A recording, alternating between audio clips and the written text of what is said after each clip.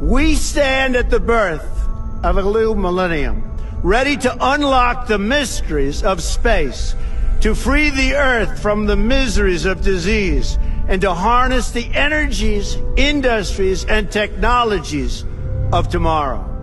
A new national pride will stir our souls, lift our sights, and heal our divisions. It's time to remember that old wisdom our soldiers will never forget, that whether we are black or brown or white, we all bleed the same red blood of patriots.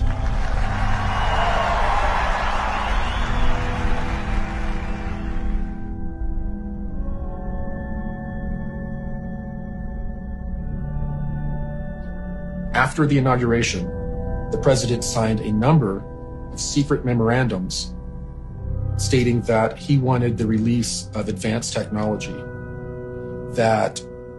and a lot of this technology was involved in the space program, and he was very aware of it.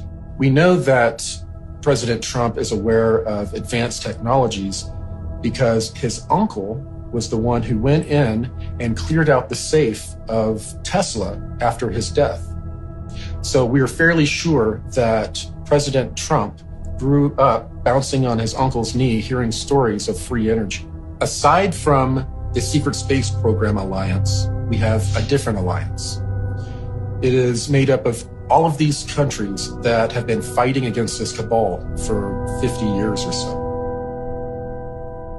It is also made up of various military groups that have broken away from the cabal, such as elements of the United States military intelligence groups have broken away and have been participating with a lot of other breakaway groups in trying to overthrow the cabal who took over the United States back in the 1960s, around 1963. This alliance, Earth Alliance, began to get more and more organized. And they got organized to a point to where some of them approached some generals and told them that they wanted to do an open coup in the United States. These generals decided they would make one last-ditch attempt to get rid of the cabal legally. And that's when they approached Trump, allegedly, to run for president and allow them to legally get the country back, basically. The Alliance is an international group. It is a confederacy. There are lots of different factions, some of which agree, some of which do not agree, about the only thing that they all have in common is they want to see this satanic, pedophile, elitist cabal come down in flames. They do not want these people trying to kill off most of the planet, trying to control all of this immensely high technology. The Alliance also consists of a surprising majority now of personnel in the U.S. military and in the U.S. intelligence community. So we're going to have to deal with the fact, sooner or later, and probably sooner, that not everybody in the government is bad. This is part of the PSYOP that was put out through movies and through media to get us to completely distrust all levels of society, all of the institutions, so that no one will ever be able to oppose these people. You're not going to do this by a bunch of keyboard warriors on the internet. They're not going to actually take the solid action that needs to be taken. What you do need to see is what we now are counting up in August 2018 as 45,000 sealed indictments. Now, this is on the official U.S. government court record. You can go to the pacer.gov website, which lists all of the lawsuits and all of the indictments filed in all of the different districts in America, and just count up the sealed indictments. The official count, the undisputed count, is 45,000, and the normal number for any given year is approximately 1,000. Now, this is a very, very big story that people are really not seeing exactly how awesome this is. Let's talk about what do you have to do to get a sealed indictment. Okay, a sealed indictment is the result of a secret grand jury proceeding. Now, what is a secret grand jury? A secret grand jury requires a panel of 12 to 23 U.S. citizens who are then given information and testimony from a prosecutor. The prosecutor is prosecuting a particular individual who is not invited to the proceedings, has no idea this is going on. And in legal terms, that's called ex parte. So he or she is testified against by the prosecutor, and then the jury has to decide if there is sufficient cause to prosecute this person with a crime. In which case, they file a sealed indictment.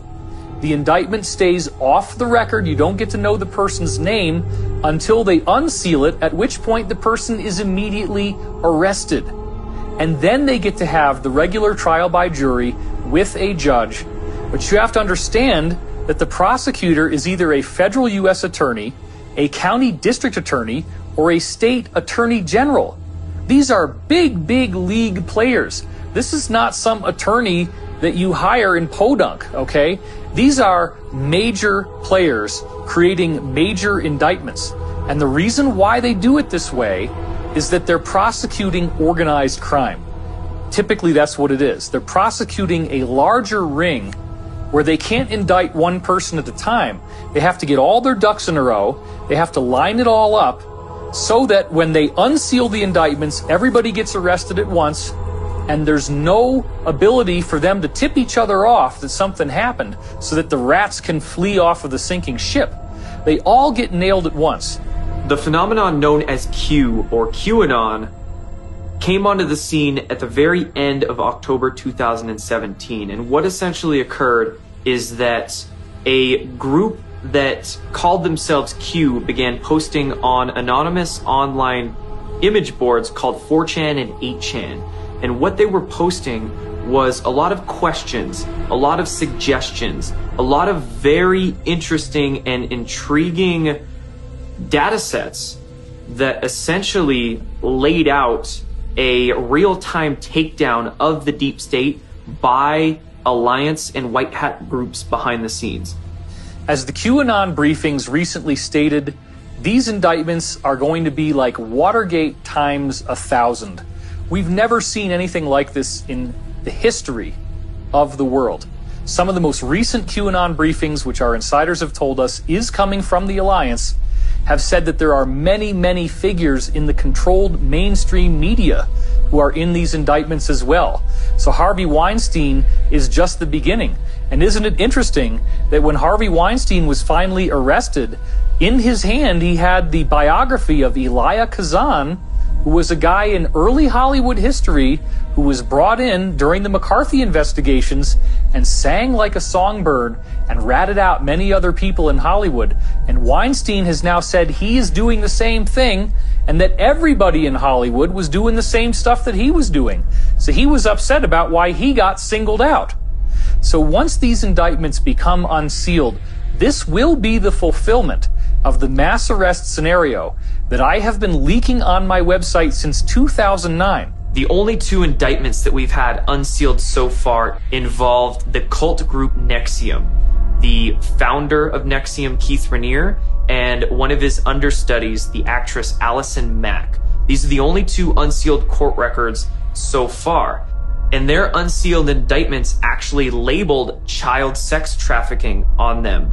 And NXIVM has found to be a hotbed of cult activity, of ritual abuse, and of child sex abuse even. So if these are the only two records that have been unsealed so far, and they are taking down names of this caliber with charges of this caliber, we can only imagine what the rest of these unsealed indictments are going to show us. This is nothing new. It didn't start with the QAnon briefings, has nothing to do with who's president of the United States right now. This is a decades-long effort in the making, and they have tried and tried and tried in various ways to get this to work. They've had consistent failures, and now they're being much more systematic and much more methodical. It's all going to be done legally. All of the indictments are totally bona fide. And it's just that once this finally happens, it will be something we have never seen before in all of American history. A true second American Revolution.